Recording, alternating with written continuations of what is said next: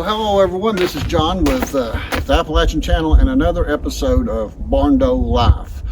This is about the 7th episode that I've made about my Barndominium, and the last episode I made was about my water pipes and me living in the motorhome and in the Barndo at the same time.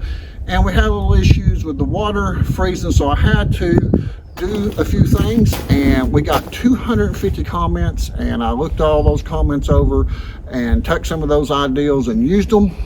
And I'm going to show you what I did to keep the water from freezing, and let you maybe leave some more comments for helping other people that's having problems with their water freezing around their RV. I'm very blessed and fortunate that I'm inside a building right now, but there were so many comments, and some of them I had seen used before, and some of them I already knew about, and some of them were new to me. Like putting bales of hay around the bottom of the motorhome or around the sides of it would help it. If that was something that I'd be in a permanent situation outside, most definitely I would do that if I was going to be set up for a couple of months. But I did get some insulation around my motorhome. I got a heater up underneath it to keep those pipes from freezing, and we're going to go inside and look at some of the things. And this right here is one of the things I've done, is this tarp or plastic piece. So I have a 12-foot wide, 13-foot tall garage door, and one of the reasons I did not have plastic on it already was because I was going to have to go get my extension ladder out of storage. But when I found out on Wednesday they wasn't coming to put the garage door up, I decided I better get to work and get some plastic up. And oh, hey, there's Angel. She's inside the garage waiting for me. So we're going to go in here and show you some of the things we've been working on, ain't we, Angel? We're going to show them some of the things Daddy's been working on, ain't we, Angel?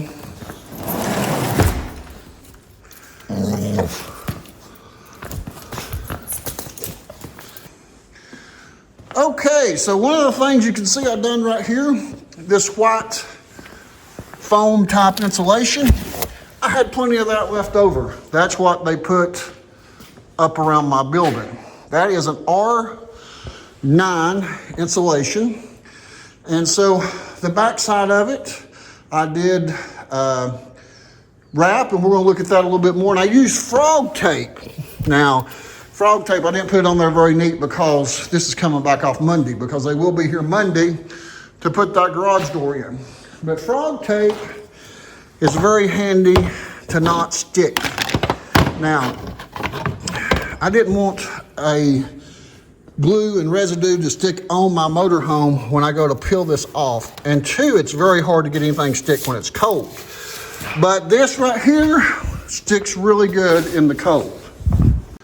So I used leftover insulation and wrapped all the way around to the back, and even here's some that was left over. I could wrap all the way around, but I'm not freezing up now.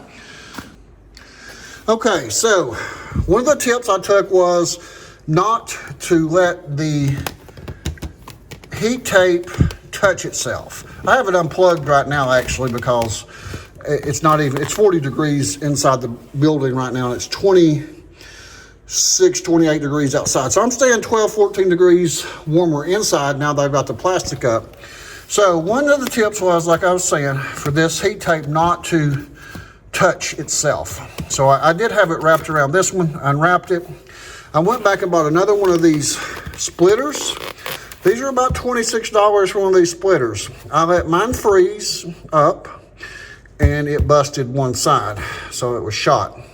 But this is very handy to have, because when I flush my black tank, hear that? That lets me flush my tanks. Now, helps me get everything cleaned out. Now this, I'm gonna pull this back right here. See how easy that frog tape just comes right off as cold as it is. Oh, look here. I've even got some more insulation down here. Well, this is some of the tin from my building they have. So I came down here, and there's a little heater. And it's been running. I've blocked it off the best I could all the way around where the pipes go up underneath here. And it is staying warm. So this is something that works for me inside, this type of insulation, because I don't have to worry about the wind blowing it. It was free. I did have to buy the frog tape. That was $10 for a roll of that, but I use that quite often. I actually used it to put my door handle on over here. I've been getting door handles on, so what I did was I used a little bit of that frog tape to hold this on while I got the screws in place. Okay, so this is one of the reasons I didn't put plastic over it originally when I thought they were coming earlier this week to put up the garage door. It was a pretty good job getting that up there. I think my plastic probably was about 20 foot long and probably 16 foot wide. So what I did not use staples because I figured the wind would pull the staples right out. I used washers and some tap head screws, what I call them, and used washers to put through the plastic. And then I doubled the plastic over. Instead of just cutting a piece exactly the same size, I used the whole sheet and folded it back over to here, brought it back up from the ground up, and put a 2x6 down here at the bottom to kind of keep weight on it, to keep it from the wind from blowing it. And it has been working. Let's go over here and look at the thermometer.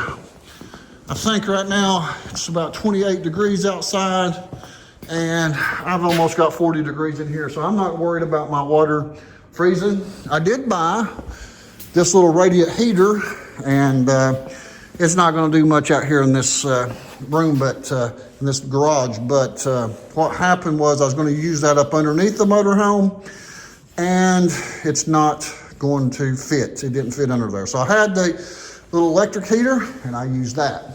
Now, I have my gas right here. A lot of people say, well, why don't you get a big propane tank, put it outside, and use that propane tank so I don't have to go fill this? Well, it's probably not the best ideal running propane inside this building without an exhaust vent. I'm down to a little under a half a tank. This will do me to Monday, and I use this just mostly to cook with on my stove and my hot water heater. I've not had to kick the gas heat in any since I put the garage door up. Now, a lot of people made comments about carbon dioxide and running different things inside, and that's absolutely true. And thankfully, let me open this door up here. Oh, say hello. There's Angel. She came back in to lay down. She got cold in the garage. But I've got a carbon dioxide sensor right here, and it does work because it went off the other day when I was out here moving the motorhome inside. It picked up the exhaust and it went off. First time it ever went off.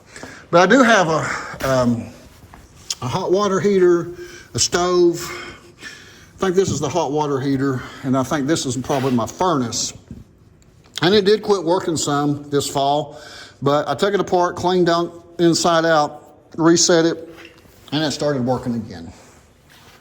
Well, guys, I just wanted to show you a little bit of some of the things I've done to keep my water from freezing. I got a lot of comments. I really appreciate those comments. Matter of fact, leave me another comment on this video. This is January 19th, Friday evening. This should post this evening. So this will be a very current video when it comes out. Then next week, we should have a video of the garage door going up. But before that, hopefully tomorrow, I'm going to edit the video going all the way back to when I bought my property in June. We're going to back up 6 months of time and go back to when the weather was a little bit warmer and we had some green grass and some leaves in the trees. And I'm going to show you some of the things that we did in the very beginning that I had to do. I had to get the property. And a lot of people ask, how did you get the property? So the next video coming up, and hopefully over the weekend, that should be number 7. I think maybe this is number 7. This will be video number 7 in the Barndo Life series. So probably video number 8 coming out this weekend, Saturday or Sunday, will be the video of what I did when I bought the property. I had to find the property. I financed the property. I financed it through the bank. I paid $8,000 down on the property, and that's all I financed on this is my property. The rest of it I've been paying as I go. So it's going to be a little time getting the interior finished, but we will start working on that little by little. As soon as I get my income tax paid, I didn't pay any income tax in yet. So I'm going to owe some income tax for 2023. And once I get that paid, then I'll know how much I can spend on the inside of the building and start working. But right now, I have everything I need. I have a bathroom, I have a kitchen, a refrigerator, a bed. It's all hooked to my sewer, my electric here. I have internet here. So I've got everything I need living right here in the motorhome inside my Barndominium as I build it. So it's going to be quite the journey. I'd like for you to follow along with this journey as I go. So make sure to hit the subscribe button and the notification button, and you'll know when new videos come out. And I do a lot of other videos. My main videos are about Appalachian history and culture and people. So make sure to check out all the videos on the Appalachian channel. There's a lot of interesting people that I have got to meet in the last few years as I've been developing this channel, and it's been a great blessing to get to travel. In 2023, I was in 6 different states, made videos in 6 different states, and met so many wonderful people. And I look forward to this year, 2024, coming up. Got a lot of new videos coming.